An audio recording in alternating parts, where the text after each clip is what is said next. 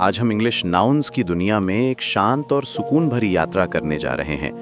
आपकी competitive exams की तैयारी में ये एक जेंटल रिवीजन होगा जो आपके मन में आसानी से बस जाएगा। सबसे पहले समझते हैं कि नाउन क्या होता है। बहुत सरल भाषा में कहें तो नाउन वो वर्ड है जो किसी पर्सन, प्लेस, थिंग या आइडिया का नाम बताता है। जैसे आपका नाम मुंबई एक नाउन है, बुक एक नाउन है और हैप्पीनेस भी एक नाउन है। ये ग्रामर का सबसे बेसिक और इंपॉर्टेंट पार्ट है। अब आइए नाउन्स के मेन टाइप्स को समझते हैं।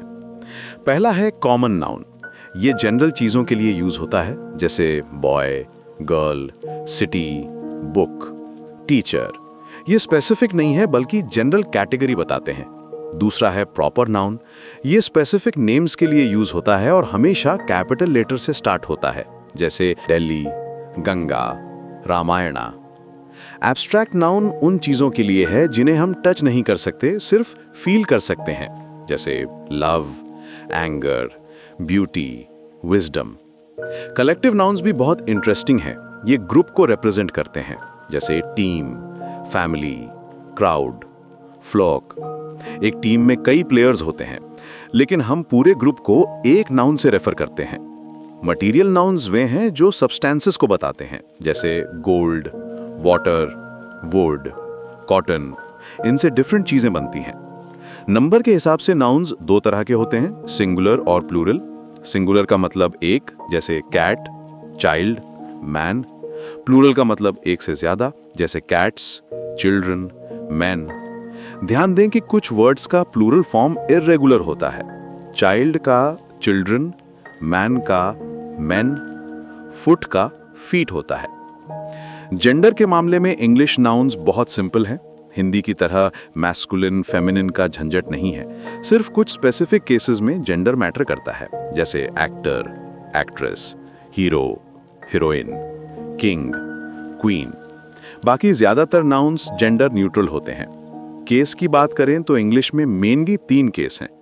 नॉमिनेटिव केस में नाउन सब्जेक्ट की तरह काम करता है, जैसे the boy reads. Objective case में नाउन ऑब्जेक्ट बनता है, जैसे I saw the boy. Possessive case ownership दिखाता है, जैसे द बॉयज बुक। काउंटेबल और अनकाउंटेबल नाउन्स का कॉन्सेप्ट भी इंपॉर्टेंट है। काउंटेबल नाउन्स वे हैं जिन्हें गिना जा सकता है, 1 apple, 2 apples, 3 books. Uncountable nouns वे हैं जिन्हें गिना नहीं जा सकता, जैसे वाटर, मिल्क, इंफॉर्मेशन, एडवाइस। इनके साथ आर्टिकल्स का यूज भी अलग होता है। कंपाउंड नाउन्स भी एग्जाम्स में फ्रीक्वेंटली आते हैं। ये 2 या ज्यादा वर्ड्स मिलकर बनते हैं, जैसे toothbrush, classroom, mother in law, post office. कभी ये एक वर्ड होते हैं, कभी हाइफन से जुड़े होते हैं, कभी अलग लिखे जाते हैं। आर्टिकल्स के साथ नाउन्स का रिलेशनशिप भी समझना जरूरी है। ए और एन इनडेफिनिट आर्टिकल्स हैं जो सिंगुलर काउंटेबल नाउन्स के साथ यूज होते हैं। द डेफिनिट आर्टिकल है जो स्पेसिफिक चीजों के लिए यूज होता है। अनकाउंटेबल नाउन्स के साथ जनरली आर्टिकल्स नहीं लगते। फंक्शंस की बात करें तो नाउन सेंटेंस में कई रोल्स प्ले कर सकता है।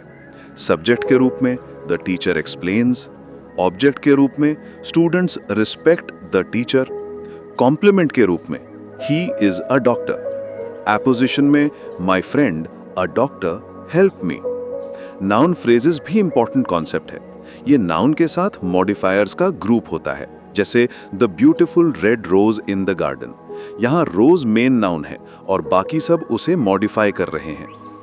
ये सब जानकारी आपकी कॉम्पिटिटिव एग्जाम्स में बहुत काम आएगी। रेगुलर प्रैक्टिस करते रहिए और एग्जाम्पल्स के साथ कॉन्सेप्ट्स को समझिए।